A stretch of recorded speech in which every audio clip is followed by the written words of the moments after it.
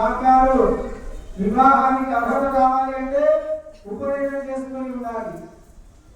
ఋగ్వేదము, యజుర్వేదము, సామవేదము, అథర్వవేదము 4 వేదాలను అభ్యసించి స్వామి యజ్ఞయాగాలు చదువులు చేసి వివాహానికి అర్హత పొందుతాడు స్వామి.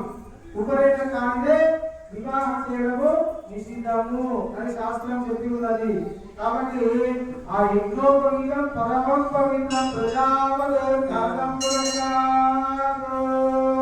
ఆ యొక్క ప్రజాపతి రావడంతోనే సువర్ణ యజ్ఞోపవీతంతో ఉద్భవించాలంట లోకంలోకి.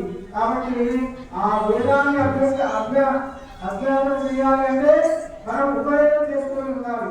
స్వామివారు 4 వేదాన్ని నేర్చుకొని అమ్మవారి వివాహానికి వెళ్తాడు. మరి అమ్మవారి తరపున స్వామివారి తరపున భగవద్బంధువులు ఉన్నారు కదా, అలా స్వామివారి గుణగణాలను అమ్మవారి గుణగణాలను చెప్పుకుంటూ కళ్యాణ మహోత్సవాన్ని సంస్కరించుకుంటూ చక్కగా ఉపనయన సంస్కారం జరుగుతుంది. స్వామికి ఉపనయన సంస్కారం